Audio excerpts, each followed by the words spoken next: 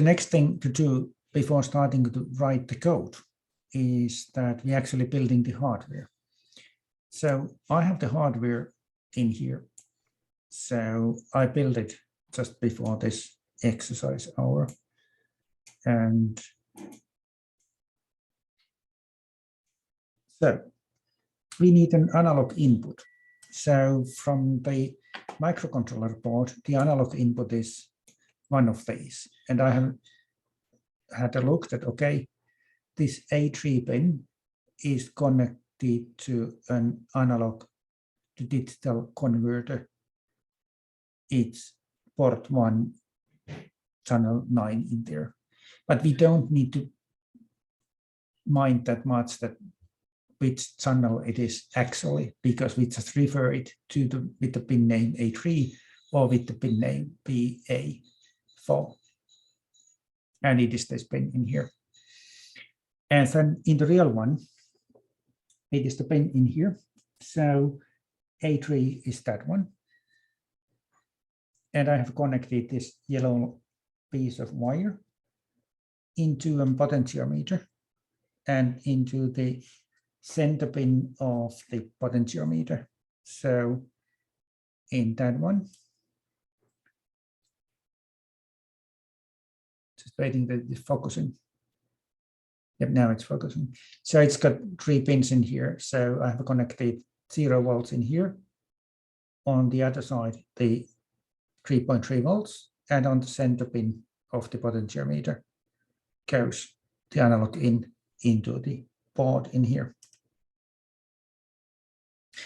First, before building this, I have connected from the ground pin. So you can also see that I'm pointing with the mouse now, that the ground pin in here is that one. So there is first the input and then the ground. And then the ground pin I have connected in here, which is all the sockets in here up to here. And then I have connected the ground as well down here. So all the sockets in here, down here are the ground. And then I'm using the 3.3 volts, which is the, you can see on the document, that's that one. So 3.3 volts. And I have connected it with the red wire on the top here. So the top line here is 3.3 volts. And then from the top line, I'm taking the 3.3 down here. And then from the lower line, I'm taking the ground down here. And then I got the potentiometer, the 3 wires in here, and the center pin of the potentiometer is the analog in here. Then I have connected a few LEDs. So in here, there are the LEDs. So green, amber, red, and white. And I have a resistor to define the current for the LED. Then the ground is in here. So I have the ground line in here. In this board, I need to jump over this center gap and then continue with the ground in here. So the resistors are on the ground, and then the LEDs get the voltage from the pins in here, which are the pins on the document here from D2, D3, D4, D5, which are the normal digital output pins. So that is my hardware. And then when that is connected, I can start coding. So leave it in there and go back to the developing the code. And in the code, so we had some kind of document explaining this analog input exercise, and then there is the code. And it's better not to copy paste the code in the first exercises, because you learn a lot when you just write the code. So we have the include embed, which is reference to the operating system. And then we can start writing there the variables. So a floating point variable x, which equals to 0.0. So it's a floating point number. So it's like a decimal number with the point. And then we take an analog in. So the analog in is from the Embed OS operating system. Now it recognizes that it's that one.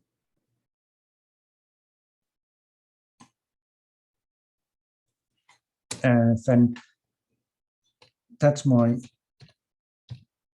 variable, or it's actually an object defined by the class AnalogIn. And I'm referring with this one to the pin A0. So A0. Like this. This is my AnalogIn. So that's my class name. So the object name. And this is the class which is defining the object. And then, if you like, we can have a look on the documentation here. So it was the documentation operating system. And then,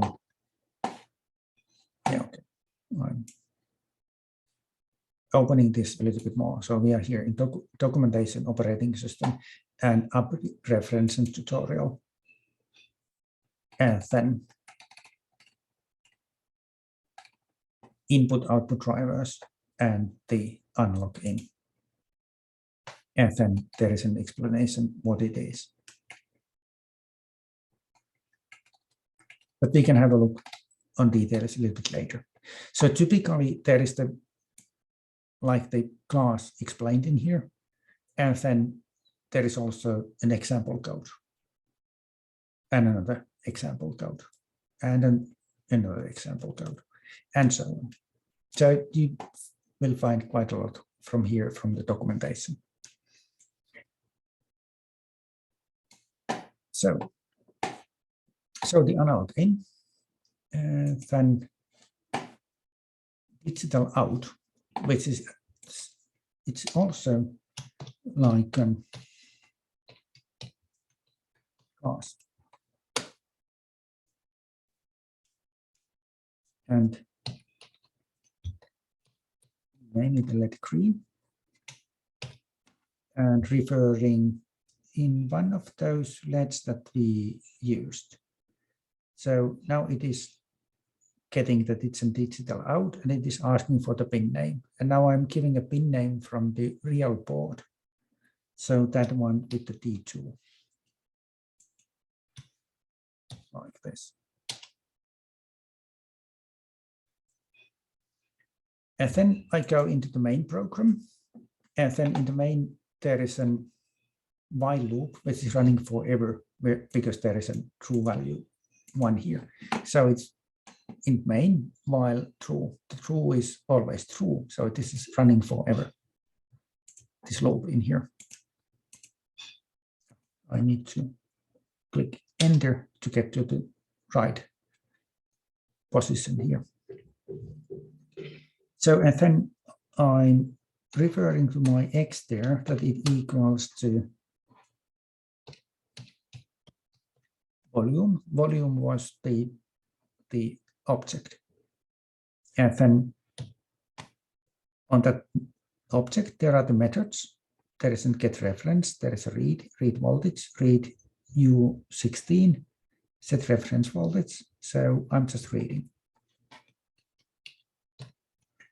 And it is just a read like this.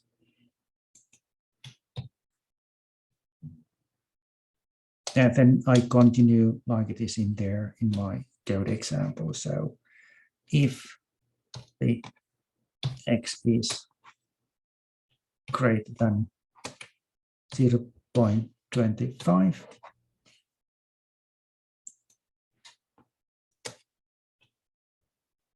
then what? And why to make a reference exactly 0.25? So it is explained here in the analog input documentation that our values from 0 to 1 refer to voltages VSS is 0 and VCC is the 3.3 volts.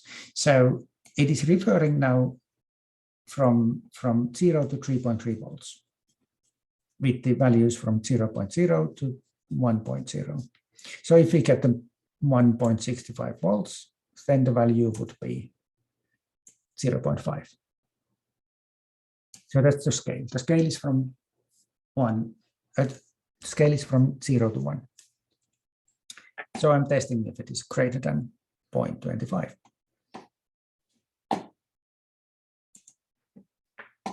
And then I'm writing for the LED green. So my LED green, and it is that digital out class object. And when I put a point here, I get all the methods, and I'm using the method read.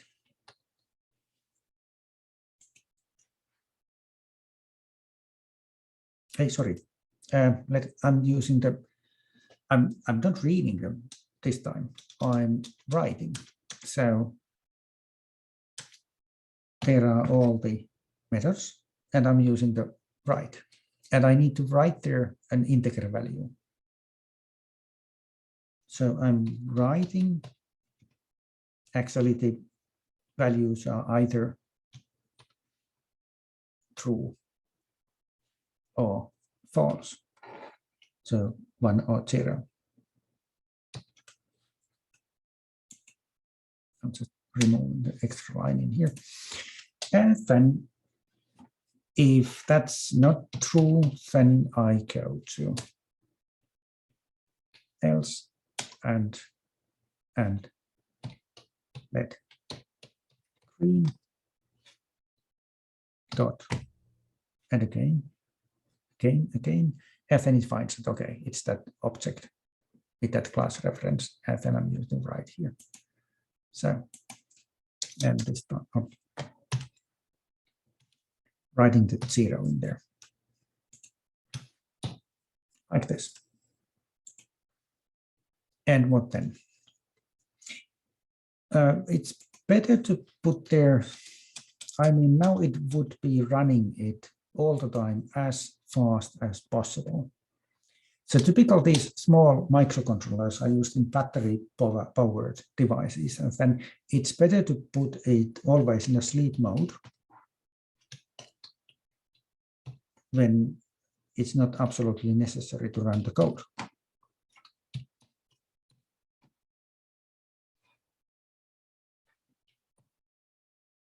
So this read sleep, it knows the sleep for or sleep until, so I'm using the sleep for. And 5. Now it's telling me that what I can write there. So I can write there the millisecond value. And then it is saying in the end that, for example, use the 5S rather than 5,000. So it is like automatically it is milliseconds, but to make sure that everyone understands what it is, I'm writing here the MS. Anyway, I think it works also without this MS because supposing that it is milliseconds. Now this is done. And then someone who is an expert in writing the code for with almost any language, so I would ask them why I'm using the global variables in here, because the first thing they tell in the programming course is that never use the global variables, but you should put your variables inside your objects or inside your functions. So I'm using the global variables, especially on referring to these hardware pins.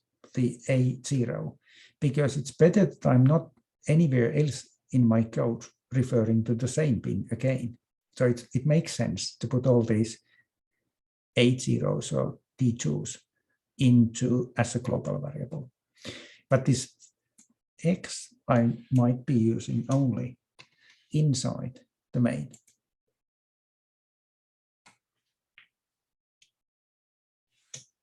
So I might put that X in there. And I'll try if it works. So then when I think that it's ready, I'm compiling or building the project. Now it will take some time because this is the first build and it will compile the whole operating system. So it really takes time.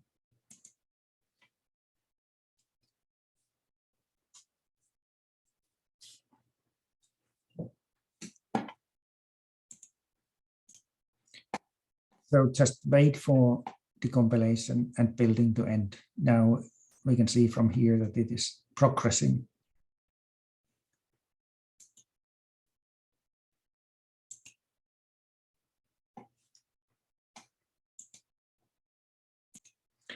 While it is compiling, I can go back to my hardware. So I have this board and all the connections done, the wiring done, the components in there. And I'm pretty sure that nothing is short circuited or anything. Then I can plug in the USB. And when I plug in the USB, I get a new drive in here. So it's my drive E, node L432KC. And in that one, there is the details and a reference to an HTML document. And then this HTML document is actually, if you open it in a new, or just open it.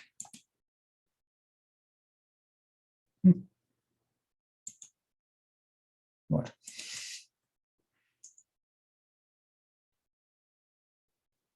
Yeah.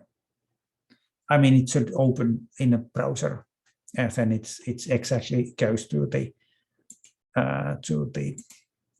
board. So it goes to, when you click that one, it goes to this page. That one. So it is something in here when you click the HTML document in here. But anyway, then when we compile the code, then finally, when the compilation is done, you get it in a download folder. So my download folder is empty at the moment, so it's still compiling. Nyt tuli build failure. So finally, when the build is complete, it says that build succeeded. Or if it is not saying the build succeeded, you get a list of your errors and warnings. So typically we have some warnings, but now there is no warnings, anything. It is just saying that you have build succeeded. And when the build is succeeded, it is appearing here on your downloads. And then when I have the hardware here, so I have the drive. So the thing is that I'm just tracking this to the new drive, the board drive. I have a habit of taking the right click and then not copying, but moving it in here. Then I'm always sure that I have the latest version, because now my folder is empty. I know that I have loaded it, the latest version, in my board. So it's in here. And if the voltage is higher than, it is 1/4 of the 3.3 volts. So it is something like 0.8. So I'm adjusting the voltage. So going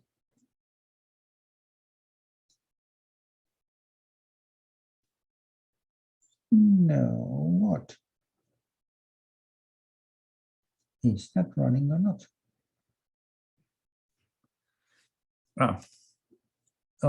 If I'm in the correct output, so I'm in the T2.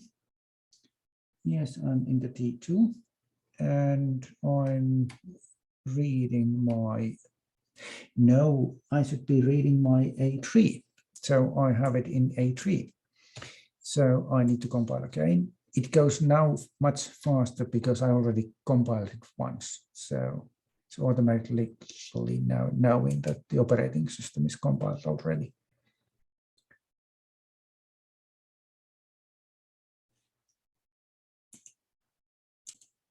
So now we get the build succeed in a few seconds, and then I have a new version in here, and then I'm loading it in there. I'm moving, so I know that I have the latest version always there when it disappears from my downloads. And now it should work. So how is it? Yes. You see now there is the low voltage, and then I turn this a little bit, and then I get my voltage over the limit, and then the LED goes on. So it's working.